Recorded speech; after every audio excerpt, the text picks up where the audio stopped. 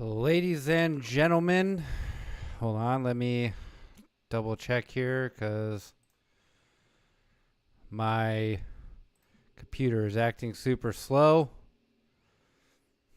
Let's see what we're looking at here. Did I freeze on camera? Let's try it again. Come on now. Wow. Of course it goes out the second I start the stream. Come on. There we go. Never ends. All the crazy technical issues. Ladies and gentlemen, children of all wages, welcome back to the show. It has been a long week. A long week indeed. But I managed to get a show going before the next game. And we are going to first get my bearings real quick and then start the show. But wow, yeah. So, long week. Big long week. Finally somewhat over. It's still kind of going, but the most craziest parts of it are done. I was maybe going to do this stream tomorrow, considering I don't have a high school game to cover tomorrow. But I also found out that I have 2 championship games next week, next Saturday, that I will be covering. So unfortunately, those kickoff times are probably, if the game is not at 12 o'clock, it's going to get in the way of the Washington-Oregon game. I'm going to have to listen to it while I shoot. So we already went through the Minnesota-Oregon game, but a lot of news and ground to cover today. I missed some basketball games. The last game I saw was Hawaii. That was a good game in terms of the excitement of it. Not a good game in terms of the Ducks' play.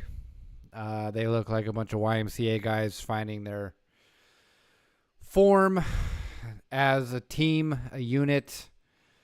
And right now they're it's just a pickup game of basketball for them right now until they can gel. And that was still when Shellstad was out.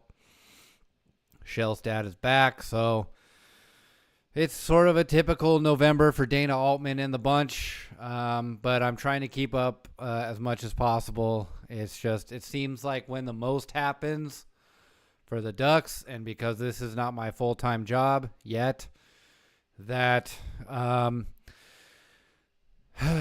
it's always the busiest week or time for me when all the other stuff happens where I'm having to cover it. And that's why also I just give my thoughts as a fan, and I don't really go for being the news guy in Oregon news, breaking news, all that kind of stuff, because honestly, it's just not in it for me to do so. And it is a full-time job to sort of cover all the breaking news. But first, I have yet to see Ducks versus them this week from the Minnesota game.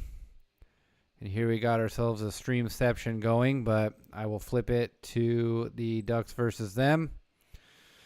So we are going to do a watch along as I have pause. My computer is not struggling, but it's definitely getting its work. It's getting its money's worth in work right now. So let me go ahead real quick and turn off the monitor on my mic, so then I can sort of listen along without any crazy echoes here while we watch Ducks versus them. Minnesota visits Oregon at Autzen, and finally there was a week where there was no crazy rain. It all came down to San Diego, so thanks for joining me on this cozy pouring rain in San Diego night. This is one of the few times of the rain. Usually the rainy season happens in November, and then like January and February, and then it goes back to normal San Diego weather.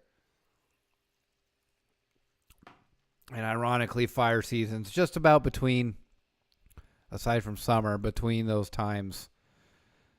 that the rain happened. So, but without further ado, let's get into it and watch Ducks versus them.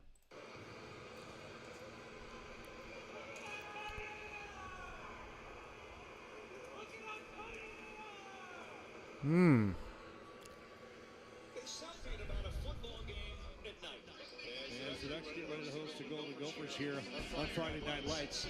Coming off a road game and coming back home on a short week against a team that's been sitting for a week, but it's business as usual. Dan Lanning, one thing he always talks about, we make no excuses here.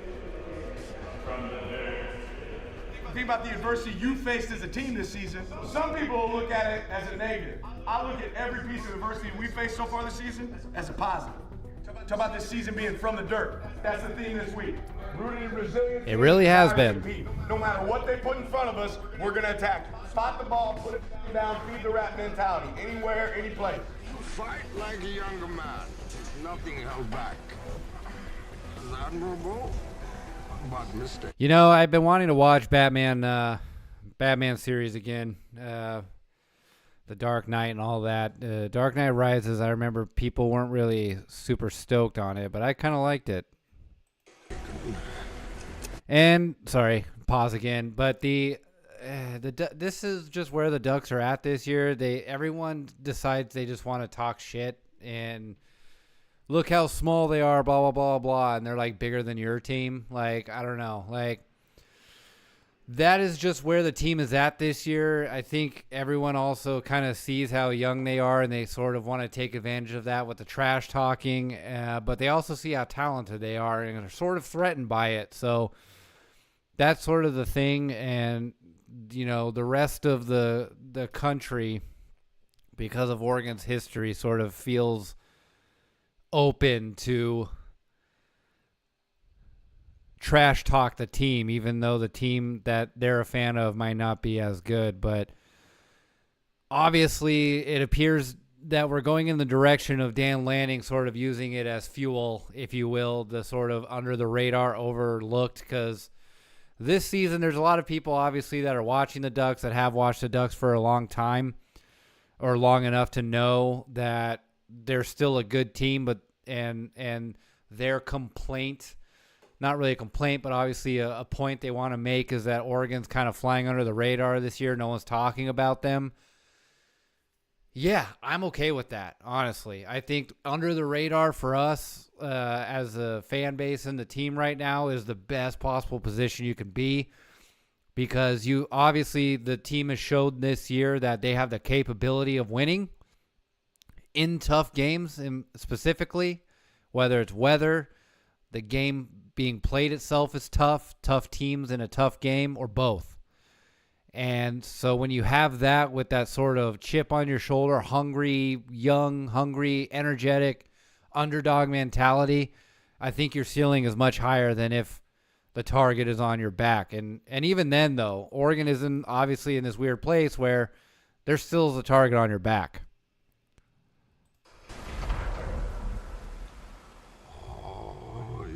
Darkness is your ally. You merely adopted the dark.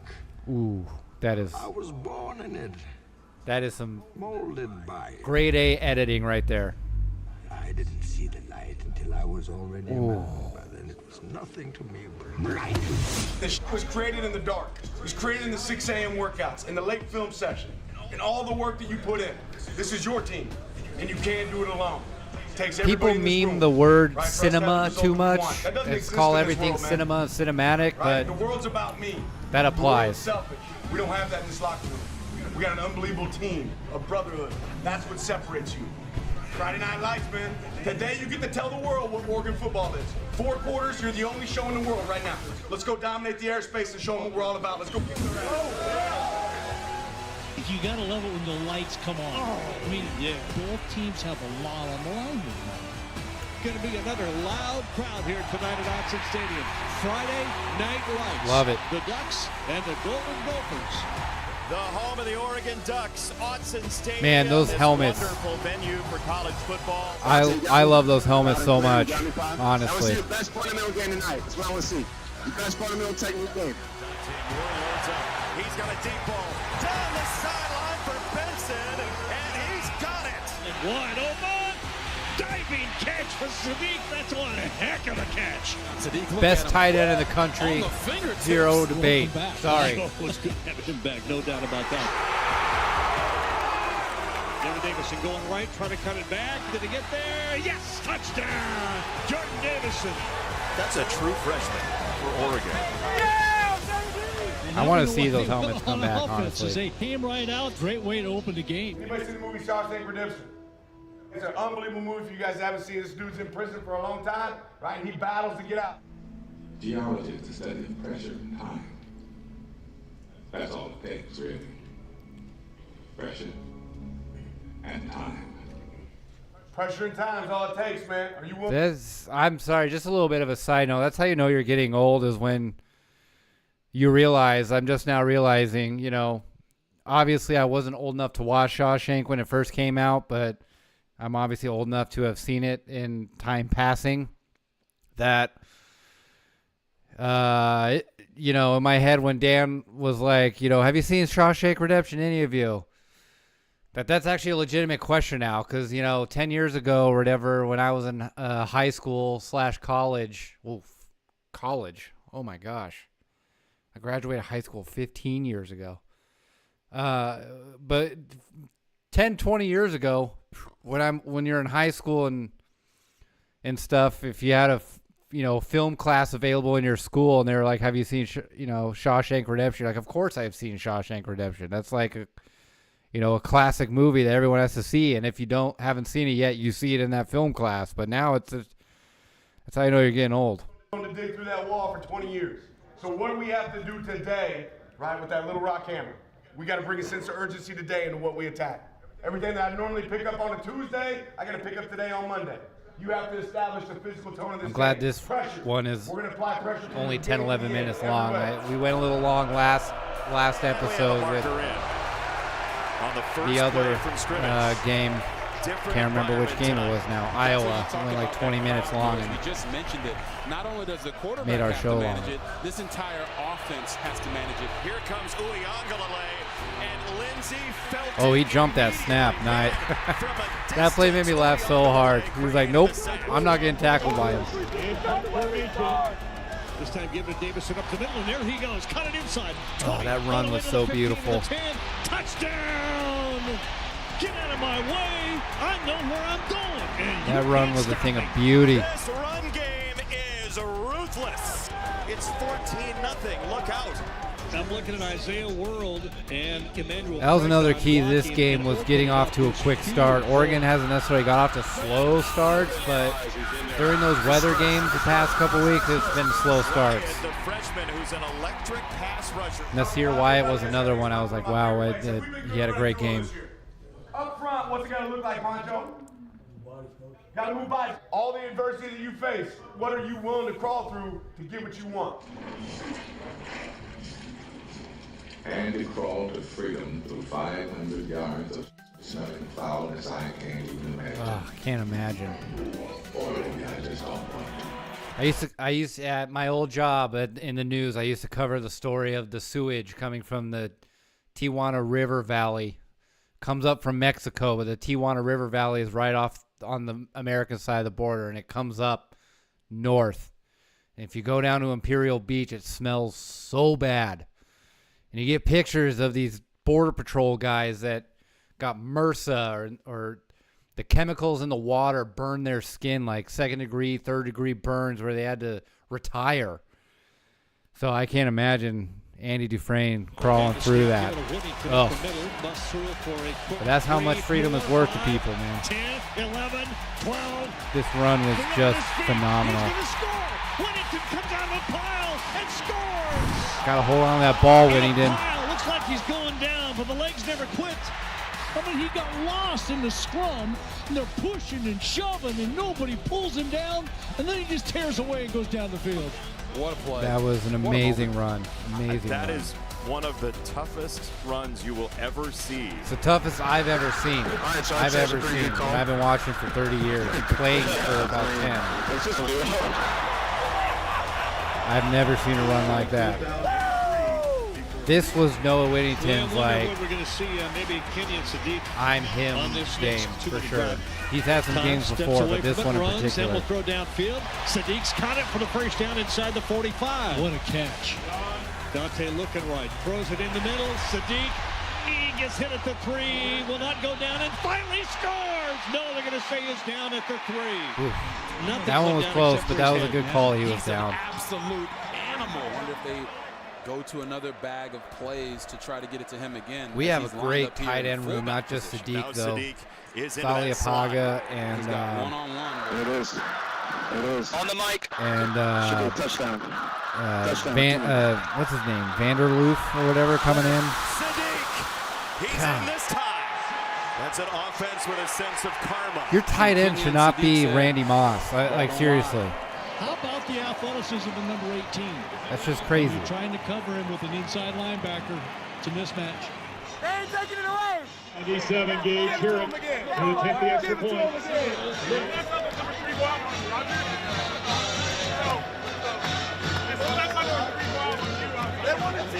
Let's go, 10-9. Hey, number 6, look at me like I got to go with him. Great to see Kenyon Sadiq back, and he was definitely back on that final drive. And how about a first half of football for this Oregon Duck team, offensively and defensively? 28-6. Oregon with the lead as half comes to an end. Hey, finish on 3, 1, 2, 3, finish. But they got to continue to be highly efficient and never take their foot off the gas pedal. It's Dante Moore launching down the field into traffic, and Benson hauls it in. Mercy, what a catch. Flare it out for the Benson's been so good this year for us. He He was a hidden gem because a lot of the concerns at the beginning of the season was, can he catch the ball? He sort of struggled with catching the ball, but he's had some great catches this year. Obviously, the one against Iowa, he's been clutch for us in many ways. Oregon is where you go to revive your career, honestly. You have Bo Nix, Dylan Gabriel, Noah Whittington, Bucky Irving, Malik Benson, all these guys that transfer that got themselves in the NFL. Wait for the official to say yes, he got the toe in. Great catch. Welling's going to be him, too. That's all the back shoulder work that's good in practice. He's really shown up, with all these injuries.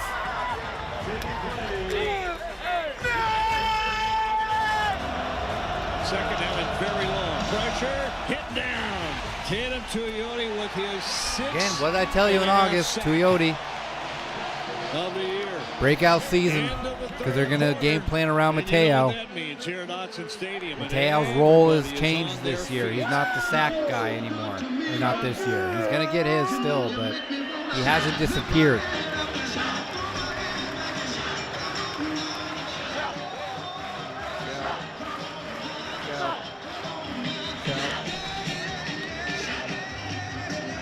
There's nothing like it in college football in America.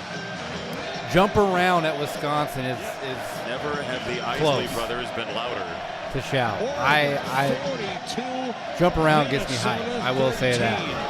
That was an impressive performance by this football team. I mean, a lot of people, not just one guy, not one group, not the offense, not the defense, they would emphasize but team, everybody. that's for sure. Total masterpiece from Oregon today, led by Dante Moore. And it really started from the first snap. That's number 1 freshman. Number 1, 2 freshman running back.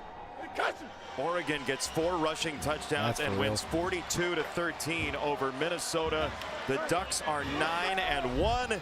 I want that cowboy It's a hat. Friday Night Lights game. Complete job. I'm all about all it. 3 phases. Really good. But I know everybody in here feels like I do, and there's some things we can do better. Got to give credit where credit's due to our O-line and our wideouts, because our quarterback just set a record for completion percentage in a game for the Oregon Ducks. 90%, 27 for 30. That's incredible. That's a bounce back right there. 27 of 30, 90% completion percentage.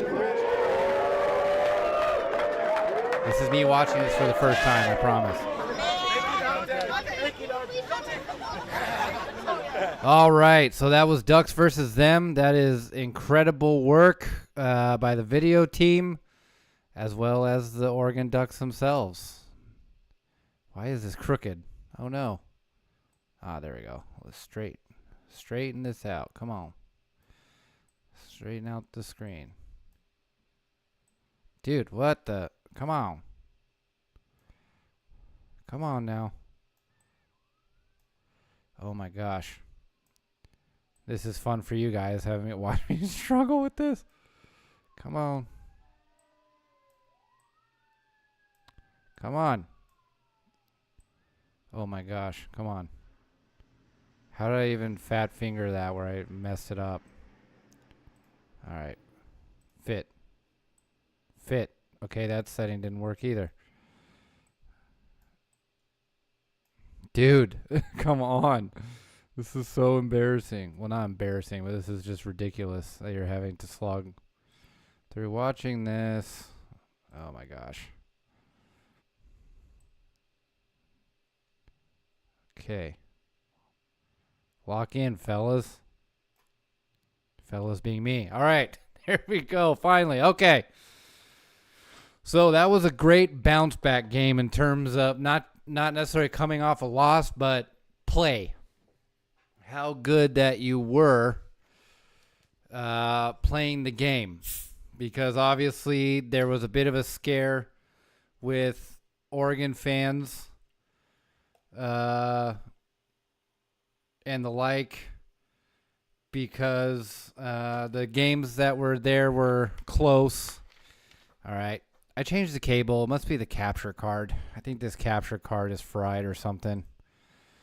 This is redonkulous. I'm not sure what is going on with this. Oh, goodness gracious, man. This technology, I swear, dude. But yes, bounce back game because of play. Because obviously there were some close games, some scares that happened the last couple weeks before that, especially with the weather issues. And just, Iowa's a solid team. And they played USC very well. They probably should have won that game. I know the fans of Iowa during the game, I was watching it last week, and the Iowa fans were pretty confident in themselves and the team that they were going to pull out a win on that game. And they gave it away. And so USC ended up coming back. So Iowa's playoff hopes are for sure done. And USC, this upcoming week, it's a big game now. We are met with an old Pac-12 historic rivalry at this point. A Pac-12 classic game, USC versus Oregon. And this game is playoff implications. If USC loses, they are out of the playoff. If Oregon loses, they have a case-ish in terms of 10-2, but they might be out too. Because here's the thing, and I have people that agree with me that the CFP, the playoff committee, is looking for any chance that they possibly can to not let Oregon in the playoff this year. And a lot of that has to do with the SEC bias, where even if there's a 9-3 SEC team, especially after this year, they said the SEC starting next year have to play 9 conference games. They're going to bump up that strength of schedule metric already.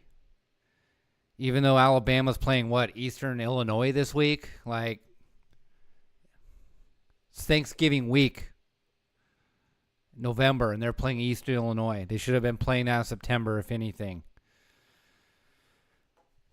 So, the idea, though, is that, especially with the fact that Indiana is undefeated, in conference.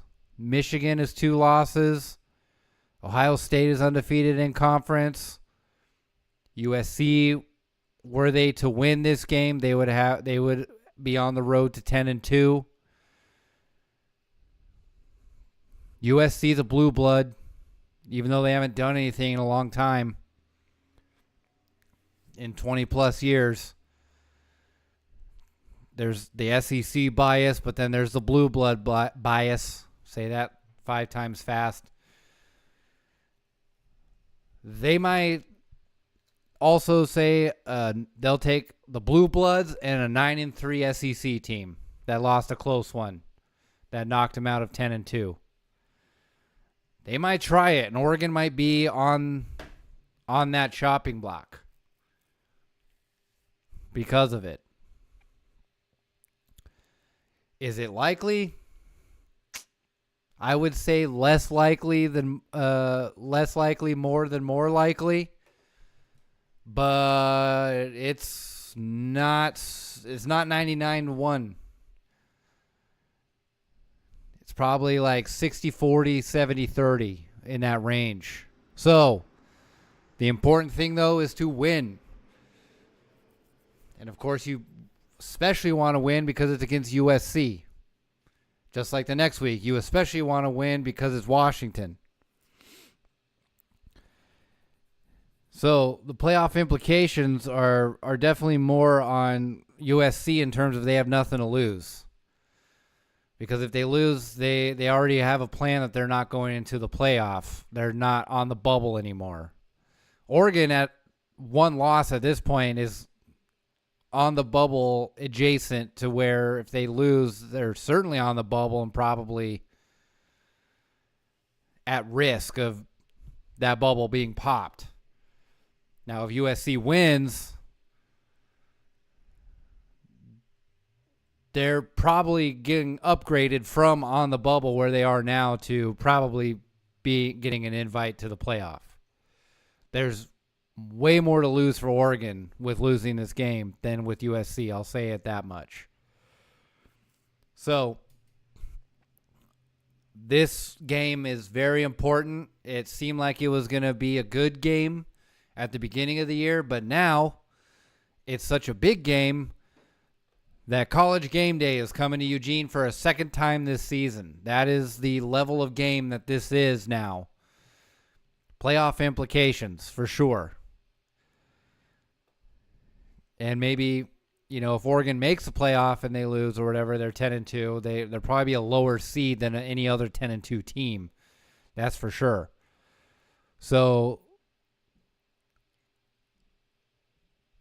game day is coming. Let's hope we don't repeat game day from earlier this season. That's not a bad omen, because also we're going to take another look at not downloading MP3s from YouTube, but we're going to take a look at the uniforms. We're going to look at the uniforms for this game with Mateo as the model. Now, these are pretty freaking sick. Now, I know in terms of sick, the fans are sort of sick and tired of seeing the black jerseys this year. We've used them a little too much, but the all black pants, black uniforms, plus that nice sort of mallard green with the black wings. I love the black wings and face mask. Look at that. Oh, I love it. I love it, love it, love it. Now, there's the superstitious sort of baseball side of things that have shown up in the fans, too, that we haven't played very well in our black uniforms this year. And then you have the omen of game day being there, comparing game day to being here earlier this last month, basically. Almost a month, 5 weeks, a little over a month, so it's very recent. And I'm hoping Dan doesn't beclown himself taking his shirt off and losing the game. That's all I'm asking.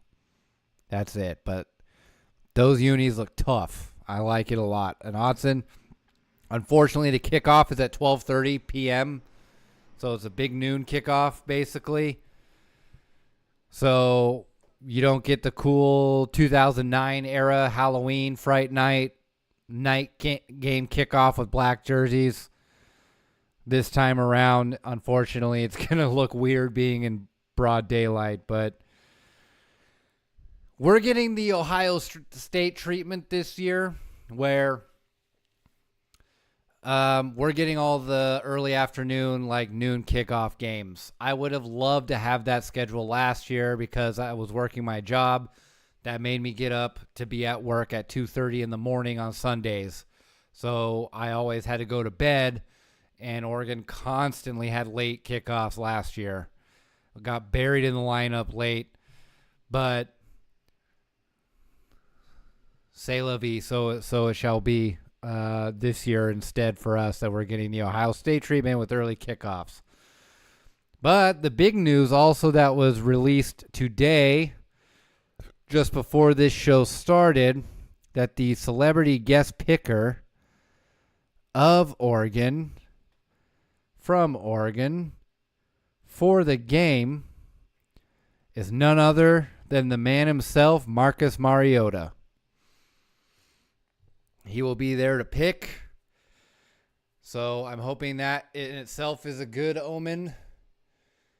And it is going to be nice to have. I know that apparently he has a property, I don't know, somewhere in the rural area of Lane County outside of Eugene. I think he's sort of an avid outdoorsy type of guy that he likes to, fish and stuff, I believe. But the very first program ever Heisman Trophy winner, and basically the reason why Oregon was in the 2015 National Championship, Marcus Mariota, the flying Hawaiian Super Mariota himself, will be the guest picker at game day. So let's hope that there is a good omen. What a dick. Get out of here. It was supposed to be Herbert. Yeah, I did see some news about Herbert and his girlfriend or whatever flying to Eugene for the game. I believe they will be there. So that is pretty cool. Some hometown heroes are showing up. This is a big game. Oregon and USC actually have a bit of a history where you could argue that it is a rivalry. So, for the last 20 years or so, it was mainly Oregon and USC that were battling for the top of the pack, and now we're battling for the best of the West in the Big Ten Conference now, because the other Big Ten West teams, which would be Washington, are not the best, for sure. But Oregon has a bit of a history. Oregon's defense in the 60s and 70s, they were the only team in the Pac-8 at the time. They were called the Pac-8 that were able to give season and I believe career lows to both O.J. Simpson and Marcus Allen.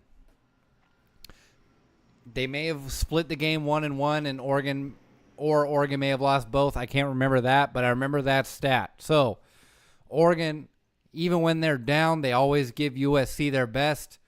And when they're equal, it's still the same, and it's a coin flip who wins.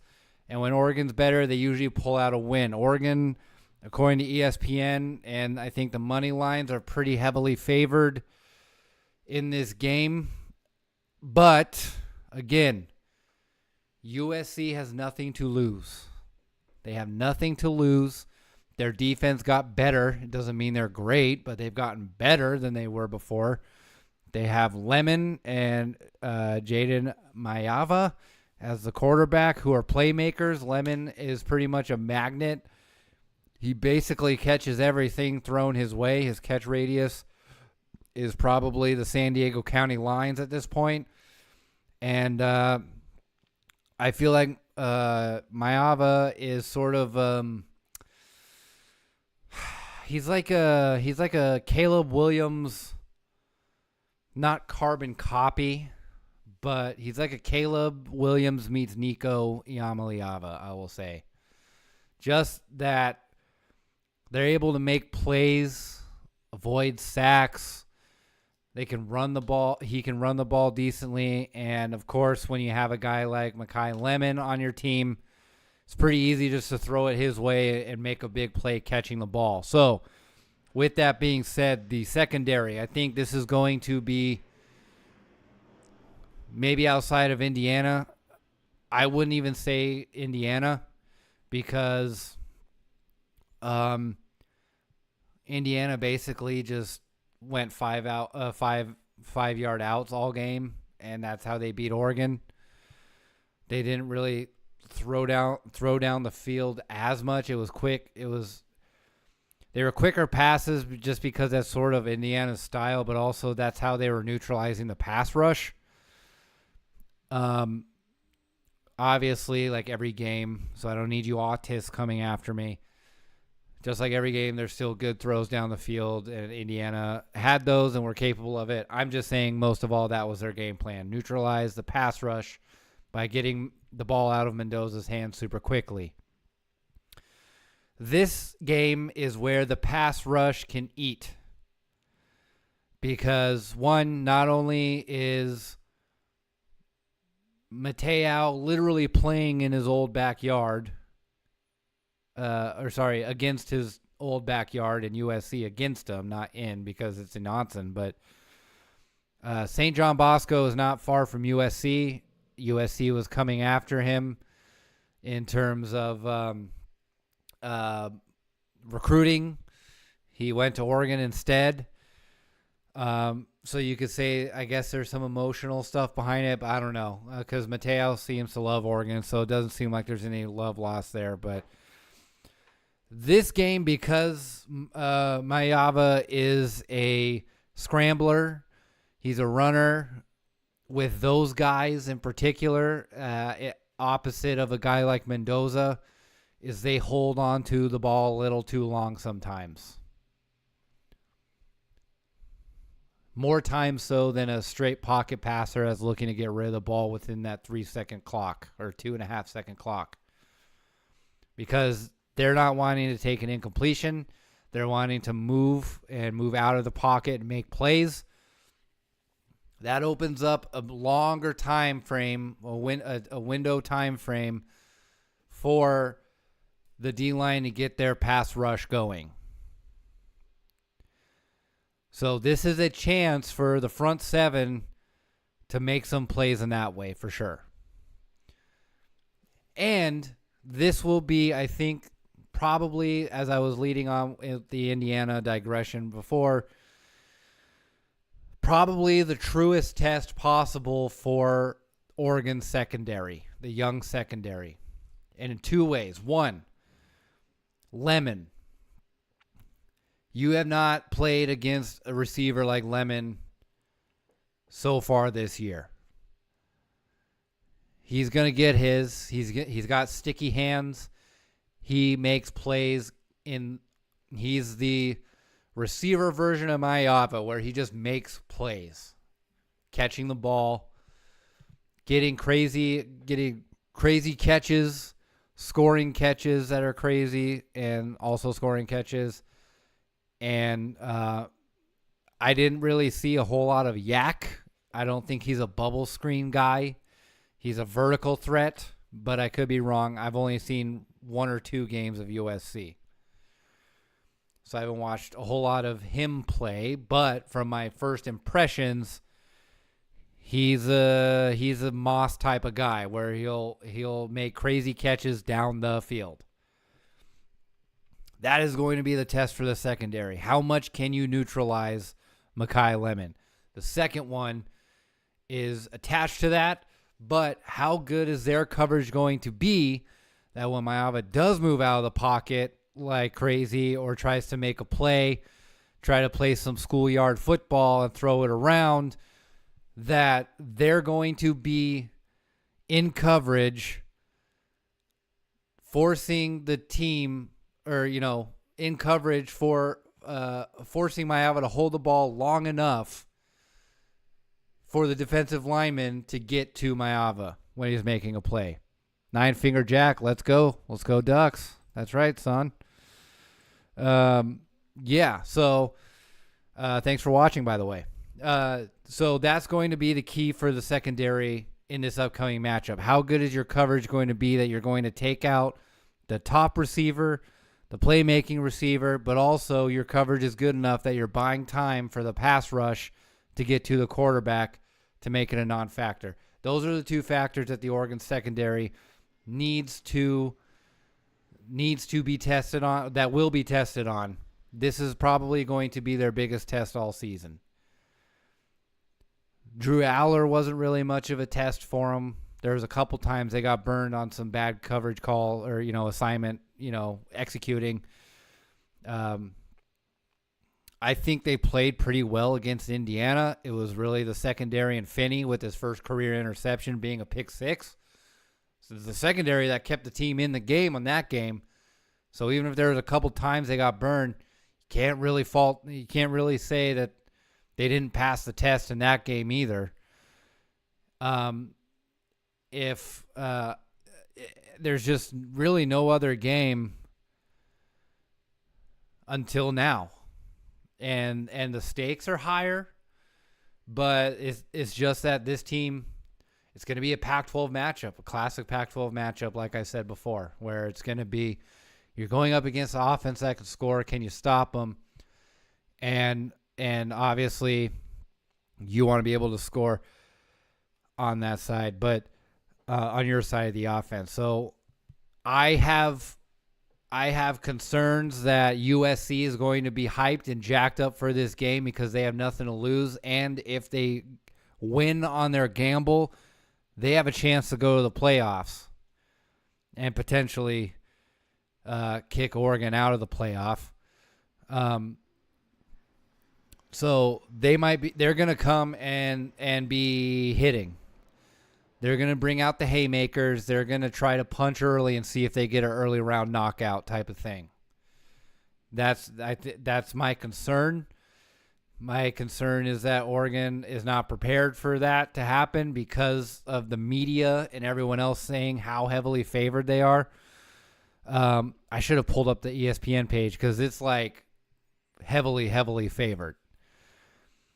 And somewhat rightfully so because this is the mismatch. This game is a classic sort of rivalry. It's a classic sort of scary game, but it's also a classic mismatch because Oregon has spent time. Dan Lanning has spent the time to build a team that is a quasi. I say quasi not in the terms of fake, but in the blueprint of an SEC team with Big Ten tendencies, we'll say. They're big, they're fast, they hit, and they're physical. It's the same thing as saying they hit. I know I'm being redundant, don't care. But this team is a mismatch in that USC is still sort of modeled in the old Pac-12 thing where they like to try to win a shootout. And granted, they sort of proved that wrong-ish against Iowa because that was a bit of a slugfest too. But like I said last week, that's Iowa pulling USC into their style. But I know there's some key injuries on USC's side, but USC I don't think has built as big and physical as Oregon has. So I think that if Oregon can, obviously like every game, but in this particular case because of the mismatch, that if they establish the run and establish that the offensive line of Oregon is going to push around USC's defensive line and Noah Whittington and Davison and Dierre Hill are going to pop some pads, that is going to be a long game for USC. That is going to be where the mismatch is going to be and where it's going to be exploited. And if Oregon can execute that, I think the game should be relatively in the control of the Ducks. Dante Moore won't have to do much, but Obviously, when you have guys like Kenyon Sadiq back and playmakers like that, I have a feeling they're sitting DeCorian Moore until they make the playoff, hopefully. Like, Lanning is gambling on making the playoff to have it be something to wait towards to play DeCorian Moore. That's what I feel like. So, but, and hopefully Gary Bryant Jr.'s injury isn't too crazy, but that's going to be the mismatch to exploit, which Oregon has and gotten away with in close games, and they've been able to get away with it because they have a good run game.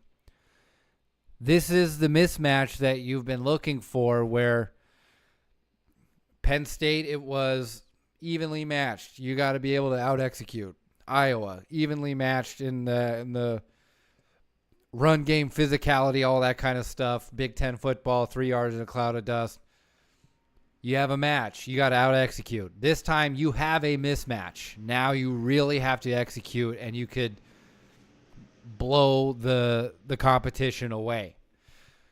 So I believe that sort of particular mismatch in that, and I think the same on the on the defensive side, where USC's offense is a little bit more offensive line and such are a little bit more undersized and less physical than Oregon's, where USC's offense kind of comes from the playmaking special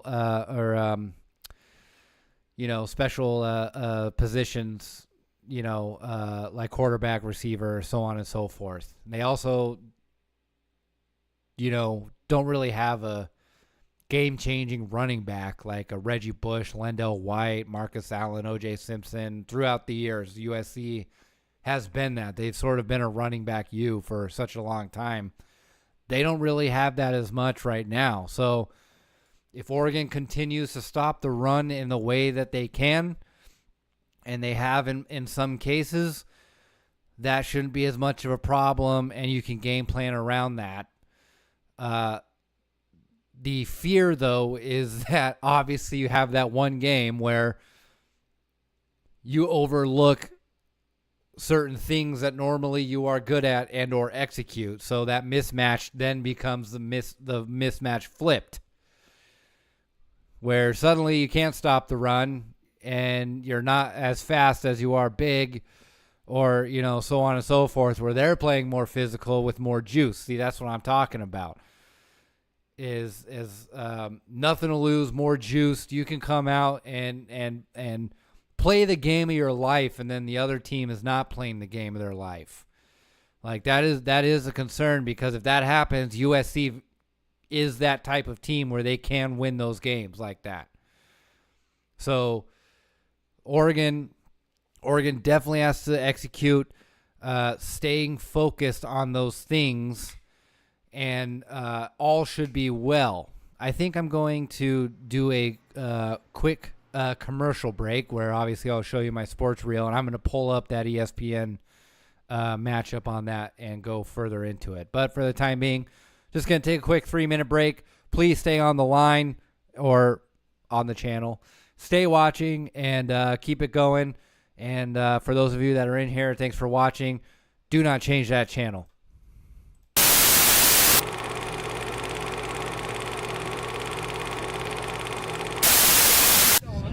Hey, go get him. Go punch him in the mouth. Don't play one, okay? Go get him out. Get him. Hey, if you can't do, you can't do, want to. Yeah. Right? Remember that feeling last season, these past 3 weeks. All right, let's go. We don't need.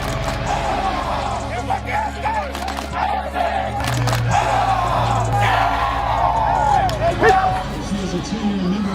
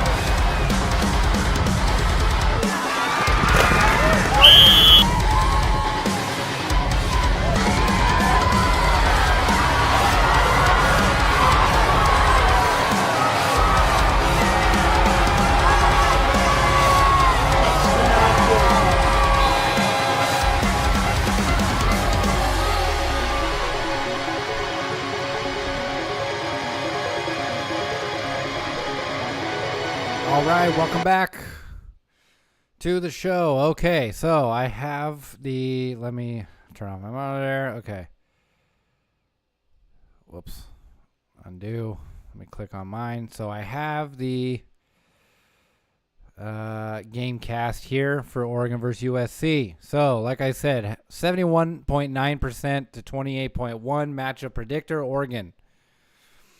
And now we have the, for you degenerate gamblers, we got the spread, which is Oregon at 10.5. And so, with the over-under, see, they're predicting a shootout. And I feel like a lot of the times these games are never shootouts. I don't know why they predict big games to be shootouts, and it never is. And they're like, whoa, what happened? It's like, I don't know. You guys didn't pay attention to college football history. When you guys say it's a shootout, it never is. It's a defensive battle. And then when you say it's a defensive battle, it's a shootout. But anyway, that's the over-under, 59.5. So they're expecting USC to at least be good enough to score 20 to 30 points, and Oregon as well. That's kind of crazy. But here is obviously the comparisons here. Yeah, but look, USC is even over Oregon in the conference standings. You have 1, 2, 3, 4, 5 teams in the Big Ten right now, 2 of them undefeated, that have a playoff chance. If Michigan wins out, which they have to obviously beat Ohio State, but then Ohio State would then be 11-1. Oregon wins out, they're 11-1, so on and so forth. So this is just as important for Oregon to win this game. I forgot it's on CBS with Gary fucking Danielson.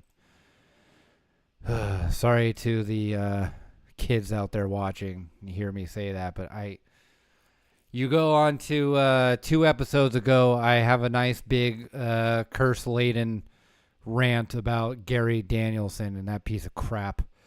And I had to listen to him freaking call this game. But yeah, so this one is sort of a must-win for both teams. But USC has nothing to lose and everything to gain, and Oregon has everything to lose and neutral, I'll say, to gain. They don't have nothing to gain, but neutral to gain. A 7 versus 15 matchup. So it is very important that Oregon wins out for sure. And I'm going to say Damon Williams and Washington will be a test for the secondary as well, but this will be definitely the first test. Luckily, with Minnesota, we had a short week. Oregon has a long week this year, an extra day to prepare. Unfortunately, it hopefully doesn't turn out like a bye week, and Oregon's historic issues with the bye week. But yes, so this game is crucial in many ways, and obviously the factors are going to be getting after Miava and stopping the run per usual. But definitely with Miava, stopping him. Dante Moore has more touchdowns, less interceptions, but and less with less yards than Miava. Miava has 18 for 6 picks with 2,800 yards. And more carries with a few more yards, less carries. That's gonna be that stat line doesn't matter too much with Whittington and Miller because it's been spread around so much. But Lemon is already at 1,000 yards catching. He's already at 1,000 yards. He's going on 1,100 with ATDs. So, look at that. Tuioti, like I said, breakout year, 5.5 sacks this year. Leading the team with sacks. So the secondary needs to show up. They need to create coverage sacks and give Maiava hard reads when they don't get the coverage sacks. D-line needs to get after Maiava and contain him at the same time. So Tuioti and Uiagalelei are going to have the games of their lives, containing the outside, keeping him in the pocket, and getting after him in the pocket. Bear Alexander needs to keep doing what he's doing. Amari Washington needs to keep doing what he's doing. Helping create havoc in the middle, stopping the run, and also creating that interior pass rush as well. But also, they just need to be giant bowling balls that get in the way, that clog up holes for the run game and open up holes for passing rush lanes. That is going to be the key on defense, because this is probably the best offense that Oregon has faced so far outside of Indiana, as far as the season goes. And so this is going to be quite the test. And so they need to, if they're going to be a playoff team and a team that wins a playoff game, this is the time to show up for sure. And they are going to have to play their A game. That's for sure. Even if it's an easy win, they need to play their A game. That's all that can really be said about the upcoming matchup for USC and Oregon. I think those are the big key takeaways here in terms of what Oregon needs to do to win. I am going to have white knuckles watching this game, that's for sure. But I hope and pray that Oregon will obviously come out victorious. I did want to acknowledge some older news a couple weeks ago. Again, I'm not really a news guy, but I didn't get around to it last episode. But with the news of the guy from Utah flipping to Oregon this week, some recruitment news. I'm also going to acknowledge the people leaving the program news, and that is a Dan Lanning OG recruit, Jaleel Florence, from out here in San Diego at Lincoln High School, which is basically a pipeline for Oregon, full of 4 and 5 stars. Has entered the transfer portal, as has Dakota Fields, it appears, as well.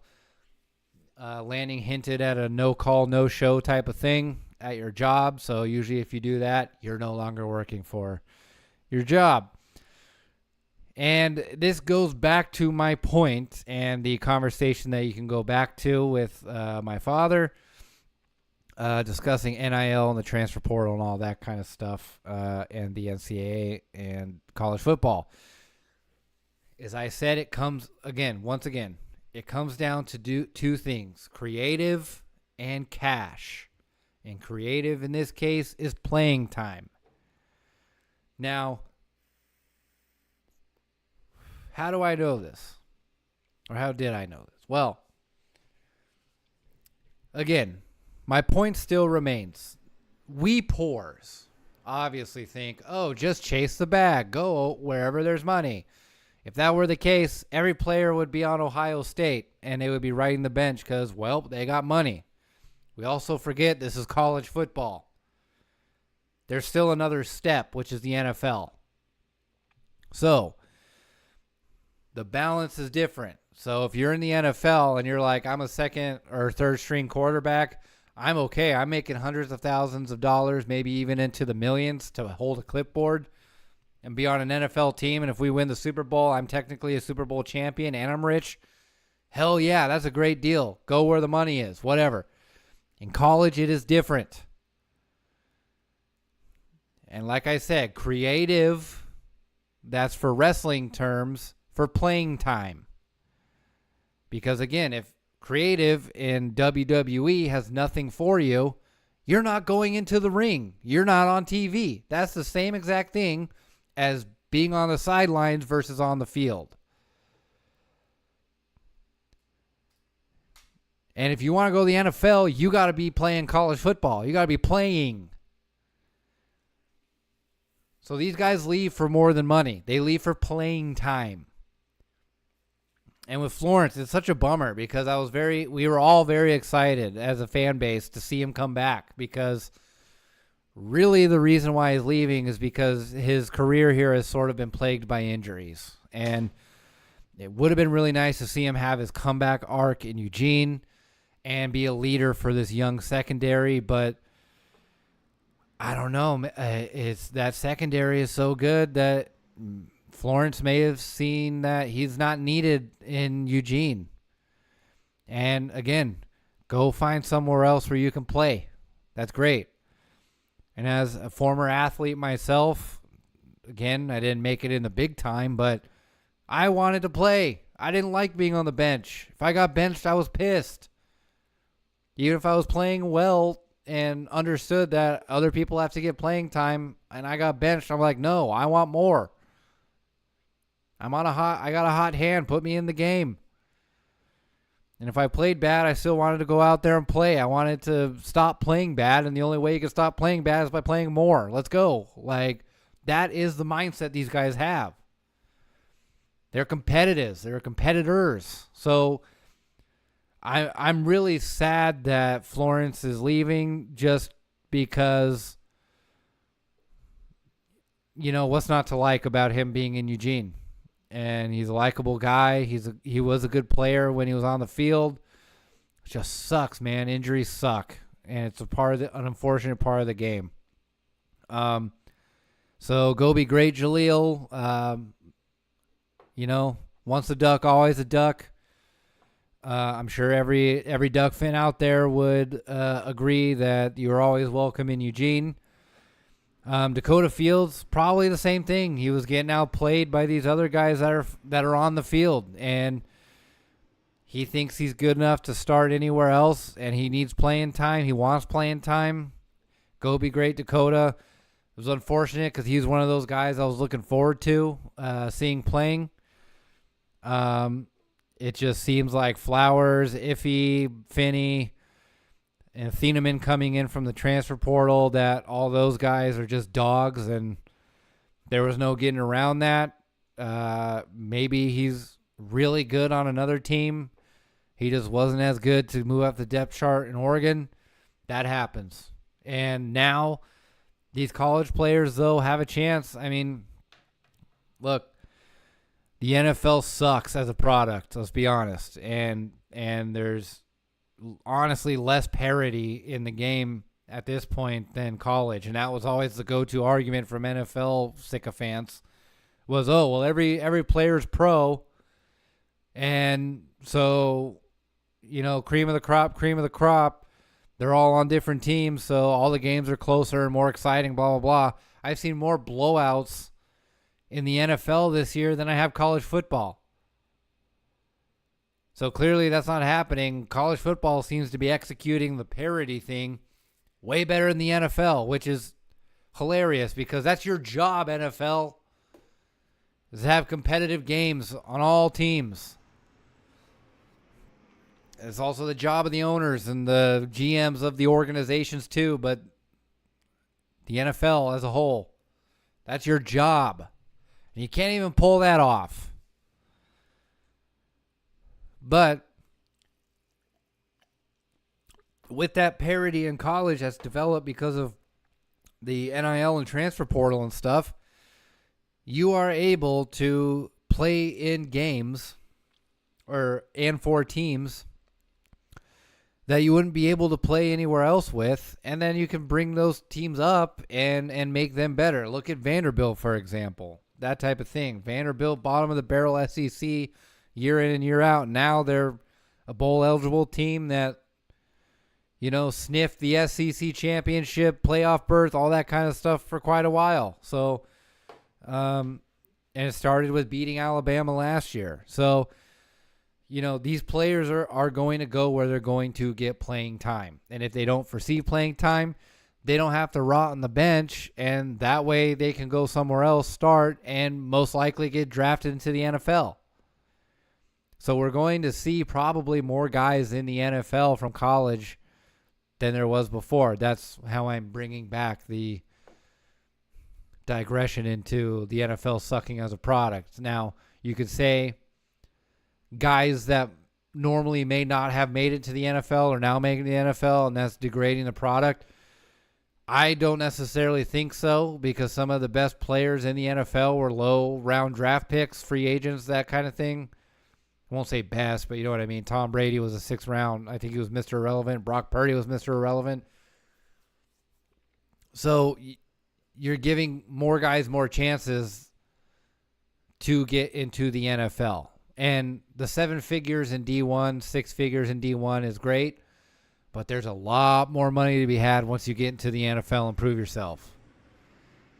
And you can only do that with playing time. You can't use your NIL money to buy your way into the NFL. You have to have tape to show. So these guys are going to leave for playing time. And it's probably going to be more than just leaving for money. Money might direct where you commit to originally, but it's probably not where you're going to end up playing. And it's not money that's going to be where you end up playing being the deciding factor. Guys like Nico going to UCLA and that one guy from UNLV leaving, those are outliers. They're not the rule like we all thought they were going to be. They're the outliers. They're going to be some bag chasers, but you're going to see the bag chasers who are guys that are going to play anywhere. Nico was starting at Tennessee. The guy from UNLV was a star starting at UNLV. They were chasing the money. Look where they are now. Look at their trajectory now. So that free market is going to balance out what we all think is going to happen, because we're all poors, okay? We're poor non-D1 athletes. So obviously we're going to be like, oh, yeah, we're going to go chase the money. It's like getting a winning lottery ticket. These guys don't have to think that way, because either way, they're getting money. They're fine, and they're D1 athletes. They have plenty of safety nets. And even if they don't get as much money, they might have bills of theirs that are paid. They're not having to struggle like us poors. So they don't have to think about money. Especially even with these NFL guys that are chasing the big contracts. They're really only doing it for status. You really think a guy like Russell Wilson or Joe Flacco, when they were the ones who were getting like those $100 million contracts or whatever, they're like, wow, $100 million. I can't believe it. I'm going to be able to buy a house. No, they already have a house, a huge house with 6 rooms for their harem of women. Maybe not Russell, or Joe, but they're out there. They don't have to worry about that stuff. Anyway, it was for the status of saying, I'm a $100 million quarterback. I'm him. They're not chasing the bag. They're chasing the status that comes with the bag. Because they're not desperate to feed themselves the next day. Same thing to a certain degree with these college guys. They don't have to think about those things. And guys like Florence and Fields, they're going to be those guys that can play anywhere else. And I hope that they are successful in their endeavors.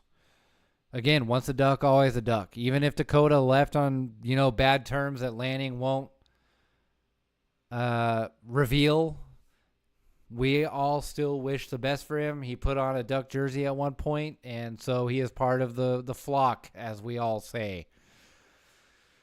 So, I believe that is all that I really have to say in terms of this particular show that I had on my rundown. I hope I got through everything in terms of Oregon's matchup with USC, but who knows if I did. Maybe I'll think of something else. But I think that is all I have to say. So that leaves only one more thing to say, and that is thank you for watching.